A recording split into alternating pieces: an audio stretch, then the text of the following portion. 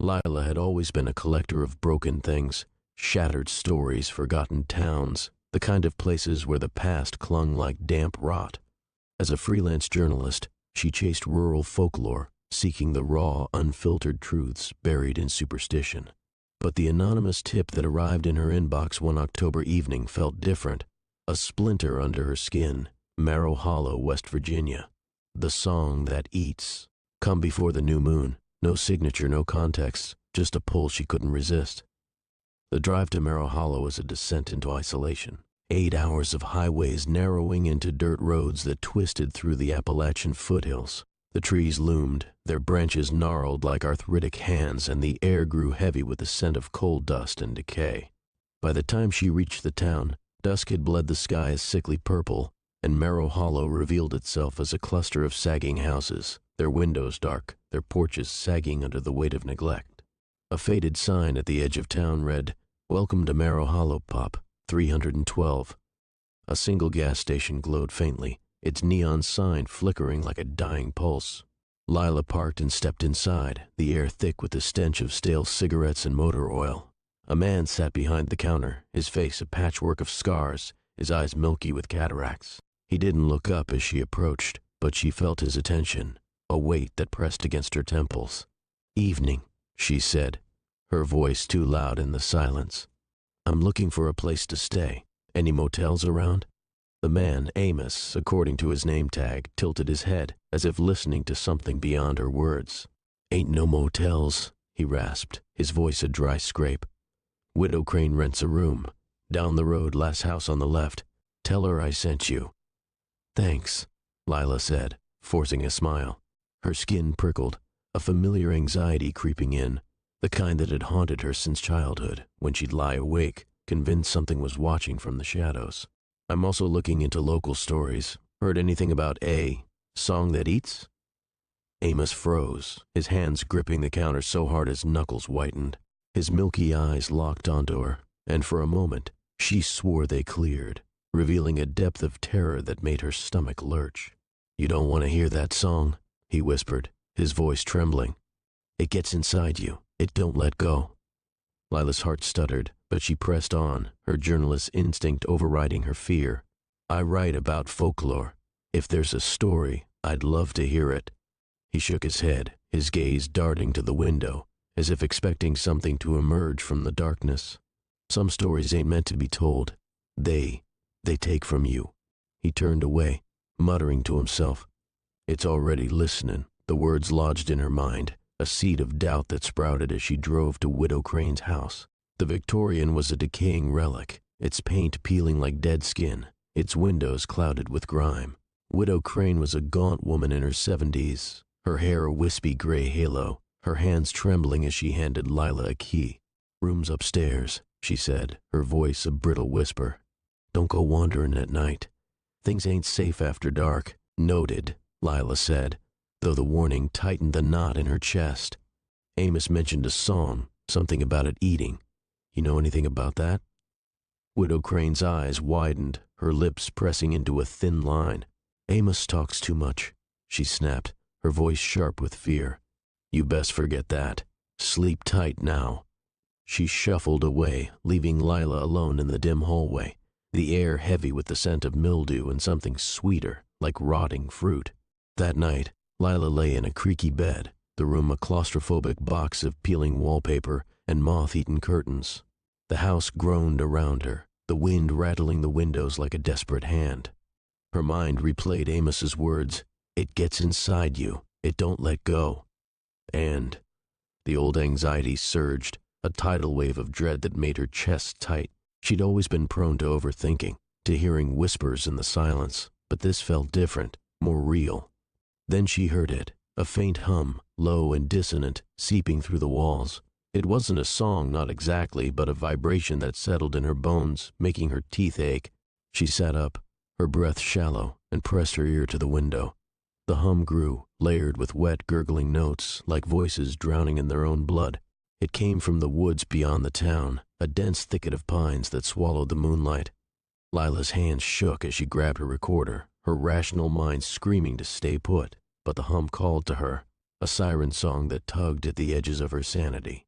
She crept downstairs, Widow Crane's warning a distant echo, and stepped into the night. The woods were a labyrinth of shadows, the air frigid and thick with the stench of decay. Rotting leaves, damp earth, and something sharper, like spoiled meat. Lila followed the hum, her flashlight beam trembling, illuminating gnarled roots and patches of frozen mud. The trees pressed close, their branches clawing at her jacket, and the hum grew louder, a grotesque symphony that pulsed in her skull, each note a needle in her mind. She stumbled into a clearing after what felt like hours, though her watch showed only 20 minutes had passed. A circle of stones ringed the space, each slick with a dark, oily sheen, and in the center stood a wooden platform, weathered and splintered, stained with streaks of rust or blood. The hum was deafening now, a cacophony of wet, throaty sounds that made her stomach churn. It wasn't coming from the platform, it was rising from the ground beneath it. Lila knelt, her flashlight shaking, and saw a grate embedded in the earth, its bars rusted but sturdy. The hum poured from below, a choir of voices that weren't human, couldn't be human. They gurgled and moaned, the sounds overlapping in a grotesque harmony, each note dripping with agony. She pressed her recorder to the grate, capturing the noise, her breath fogging in the cold. But the hum wasn't just sound, it was a presence, a weight that pressed against her mind, whispering in a language she didn't understand but felt in her core. Feed us, join us. The words weren't spoken, not exactly, but they burrowed into her thoughts, a parasite that refused to leave. She clutched her head, the pressure building, her vision blurring with static. A sharp crack, like bones snapping, jerked her back to reality. She spun, her flashlight sweeping the clearing. Nothing, just shadows and the endless hum. But the air felt heavier now, the darkness thicker, as if the woods were breathing, watching. Her flashlight beam landed on the platform, revealing a carved symbol, a spiral with jagged teeth, like a mouth ready to bite. The hum spiked, the voices screaming now, and Lila's head throbbed, a migraine splitting her skull. She saw flashes, images that weren't hers. A pit of writhing flesh, tendrils of raw muscle pulsing with veins, faces half-formed in the meat, their mouths open in silent screams. The choir, she thought, though she didn't know how she knew the name. The visions clawed at her, each one a memory that wasn't hers, a hunger that wasn't hers. She stumbled back, her boots crunching on the frost, and ran, the hum chasing her, a hungry sound that gnawed at her sanity. Back at Widow Crane's, she locked a door and sank to the floor, her breath ragged. The hum had faded, but its echo lingered in her mind, a constant whisper, "Feed us, join us." She played back the recording, the voices filling the room, wet, guttural, wrong. They weren't singing words, but she felt their meaning, a compulsion that made her skin crawl. Her reflection in the window caught her eye, and for a moment she swore her face wasn't hers. Her eyes too wide, her mouth stretched into a grin that wasn't her own. She shut off the recorder, her hands trembling, and vowed to leave at first light. But the hum stayed with her, a shadow in her thoughts, and sleep brought no relief. She dreamed of the pit, of tendrils wrapping around her, pulling her into a mass of flesh that pulsed with a heartbeat. The choir sang, their voices her own, and she woke gasping, her throat raw, as if she'd been screaming or singing. Morning came, but the sky was a slab of gray, and Marrow Hollow felt emptier, the streets silent except for the occasional creak of a shutter. Lila packed her bag, her movements frantic, but the hum wouldn't leave her. It was in her head now, a constant drone that drowned out her thoughts, whispering, "Feed us, join us." She drove to the gas station hoping to confront Amos, but the door was locked, a sign reading, "Closed for the choir." "The choir," she muttered, the words tasting like blood in her mouth. Her reflection in the gas station window stared back, her eyes hollow, her skin pale.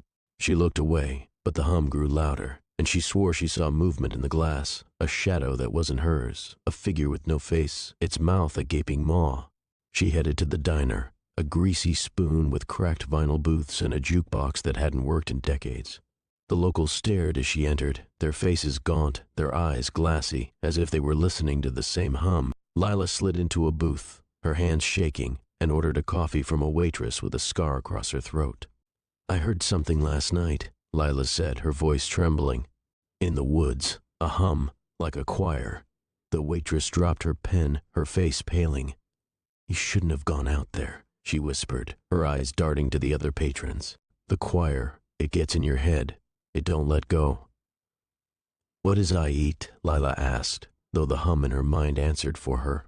"Feed us. Join us." The waitress leaned in, her breath sour with fear. "It's old, older than the town. The hollow's got a mouth deep underground, and it's always hungry. The choir, it's what's left of the ones who fed it. They sing to keep it asleep, if it wakes." She trailed off, her hands trembling. Lila's vision blurred, the hum spiking, and she saw the pit again, flesh and bone, faces screaming, their voices her own. She clutched her head, the pressure unbearable, and the waitress backed away, her eyes wide with fear. A man from the next booth stood, his shadow looming over her. He was broad-shouldered, his face pocked with scars, his hands stained with what looked like dried blood. "You're asking too many questions," he growled, his voice a low rumble that matched the hum in her head. "Outsiders don't belong here. Leave, for the choir sings again." Lila stumbled out of the diner, her coffee untouched, the hum a scream in her skull. She drove back to Widow Crane's, her vision swimming, the road twisting in ways it shouldn't. The old woman was in the kitchen, kneading dough with a ferocity that made her knuckles white. "I'm checking out," Lila said, her voice raw. "But I need to know, what's the choir?" Widow Crane's hands stilled, her eyes narrowing. "You heard it, didn't you? It's in you now." "What is it?" Lila demanded, though the hum answered, "Feed us, join us." The widow's gaze darkened. "It's a curse. The hollow's got a pit, and something lives in it, something that don't die. The choir sings to keep it fed, to keep it down, but once you hear it, it don't let go." Lila's knees buckled, the hum of physical weight, pressing her down. She saw flashes of the pit, of herself in the choir, her voice joining the song. "How do I stop it?" she whispered. "You don't," Widow Crane said, her voice cold. "It's already got you." Lila should have left, but the hum wouldn't let her. It was a chain around her mind, pulling her back to the clearing, back to the pit. She waited until nightfall, the new moon a void in the sky, and returned to the woods, the hum a siren song that drowned out her fear. The clearing was different now. Torches ringed the stones, their flames casting flickering shadows, and a crowd had gathered, their faces blank, their eyes empty, as if the hum had hollowed them out. Lila hid behind a tree, her recorder running, but the hum was in her head, louder than ever, and her thoughts fractured, splintering into the choir's song.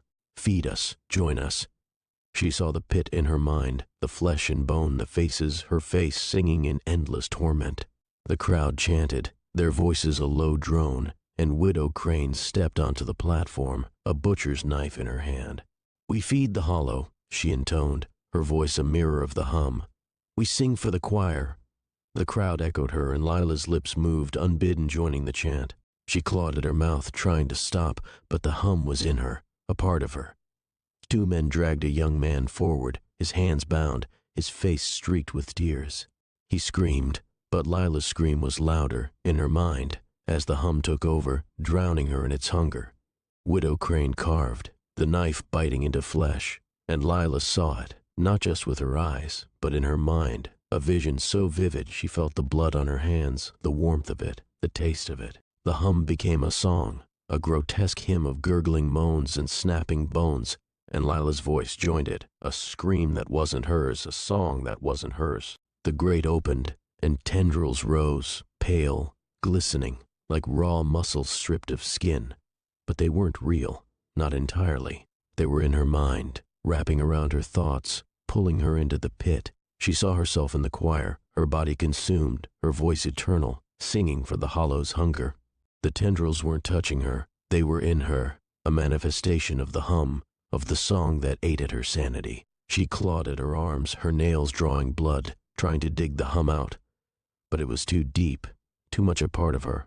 The crowd turned, their eyes on her, and she realized she wasn't hiding. She was on the platform, the knife in her hand, the boy's blood on her skin. Or was she? The hum blurred reality, and she couldn't tell if she was the victim or the executioner, if the choir was real or a hallucination born of her fractured mind. "Feed us, join us." The song was her, and she was the song, and there was no escape. Lila woke in her car, the engine running, the road stretching endlessly before her. She didn't remember leaving the clearing, didn't remember driving, but her hands were stained with blood, her recorder gone. The hum was still there, a faint whisper in her mind, a shadow that would never leave. She drove, the miles blurring, the song a constant companion. She stopped at a motel 2 states over, her hands trembling as she checked in. The mirror in the bathroom showed a stranger, her eyes hollow, her mouth stretched into a grin that wasn't hers. The hum grew louder, and she saw the pit in the glass, the choir singing, her voice among them. She smashed the mirror, the shards cutting her hands, but the hum didn't stop. That night, she dreamed of the pit, of tendrils and teeth, of a song that ate at her mind. When she woke, the hum was louder, and her hands were stained with fresh blood, though she couldn't remember why. She turned on the TV, hoping to drown it out, but the news was on. A hiker had found a recorder in Marrow Hollow, the tape filled with a song that made him scream, that made him bleed. Lila's breath caught, the hum a scream in her skull, and she knew the choir wasn't done. It was in her, and it would spread, a song that ate at the mind, a hunger that never died. She looked at her reflection in the broken mirror, her face a mask of terror, and whispered, "Feed us." The hum answered, a chorus of voices that were hers, that were the choir's, that were eternal.